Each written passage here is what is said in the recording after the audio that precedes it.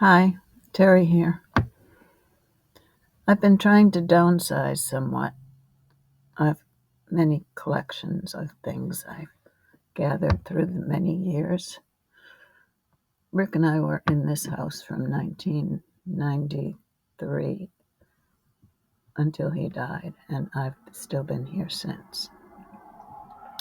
So we're going on 32 years now in this house, and 18 years before that in our first house. And I have a lot of stuff, but I have a table out front and I put some stuff out on the table each week and hope that people will come by and want to take some of it. Little by little, it's going. What doesn't go, I'll pack up and take to Savers. Speaking of which, I have to do that this week because some of it's been out there for more than a week. I remember helping my sisters and my husband clean out my parents' house. They had been there for, I think, let's see, they would have been married 60 years, a year after my mother died. Is that right? Yeah, that's right. And they lived in their first house together for 25 years. I remember that because we had their 25th anniversary on the lawn of their new old house here in town. So 60 minus 24 is 36. So 36 years they were in that house here in town. Took a long time to clean it out, although my parents had started after my dad retired, giving all of the college books to the kids who had left them behind, giving away some china and dishware to the daughters.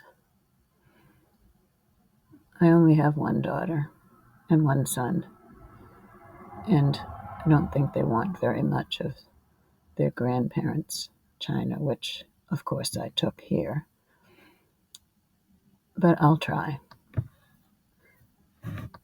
I gave away a lot of clothing a few years ago when a friend of mine helped me clean out my closet. We got rid of 7 bags, big garbage bags full of dresses that were from many formal events, weddings, and being a bridesmaid a couple of times, and just formal dresses that we wore in the 70s, and shoes that matched, and purses that matched, and they all went in the big bags.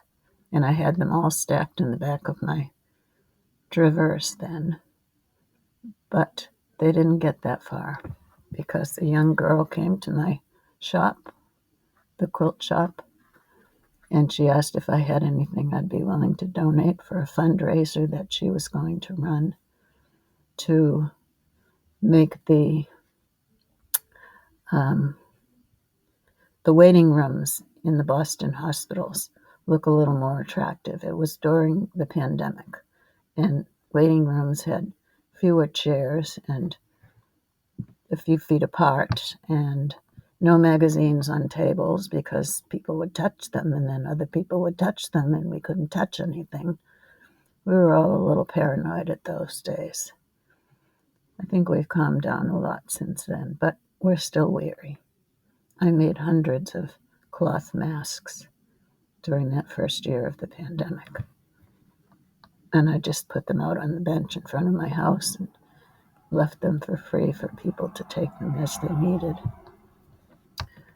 And they all disappeared in time. I wish my unwanted dishes would disappear as quickly, but I don't think they will. Anyway, I don't think young people today need or want old china, some of which has metal trim on the outside edge and so can't be used in a microwave. And nobody really wants old shoes. I don't have many left. I had many when I was a teacher. I had shoes in every color. I used to go to a shoe store called Payless over in Haverhill. Sometimes, just to be funny, I would wear one orange shoe with one yellow shoe, and in the afternoon I would swap the yellow shoe for a green shoe and say, well, it's just turned green. That was when I was teaching elementary school. I could do silly things like that. You don't do things like that in the middle school. They would call you on it very quickly. The students, I mean, not the adults.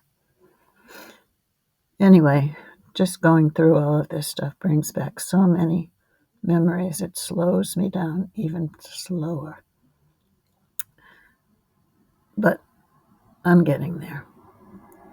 I'm not moving anywhere. I'm just trying to downsize now because I know how long it took us to do my parents' house, even though they had been working on it gradually through the years. So that's what I've decided I must do now. I must work on that gradually. Dispose of what I can dispose of, give away what I can give away, and transfer the rest of it to some place where it can be resold maybe, or given away. Anyway,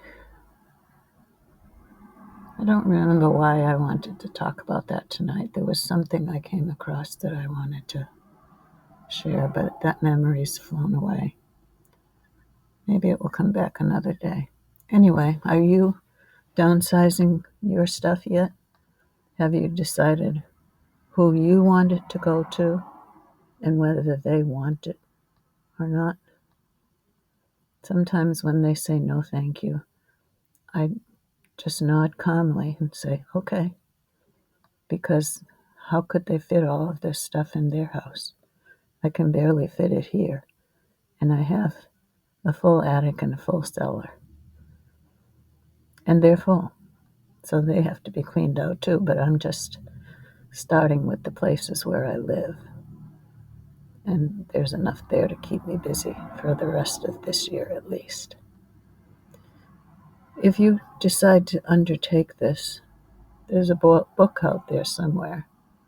Someone wrote about clearing clutter. You're supposed to take something, hug it, take a picture of it, and then toss it, unless it brings you joy when you hug it. I don't remember the name of the book, of course, and I don't remember the author, but it's out there. I don't know if reading a book would help me speed this up at all. It would probably slow me down even more. So I think I'll bypass that. Anyway, I'm getting there slowly but surely. And I wish you well if you're deciding to undertake this task and not leave it to someone else. Nobody should have to do 2 generations of house cleaning. But such as it is, I'm getting there. You take care of you. Take care of someone else. Be kind. Stay well. And I'll talk to you maybe tomorrow. Bye-bye.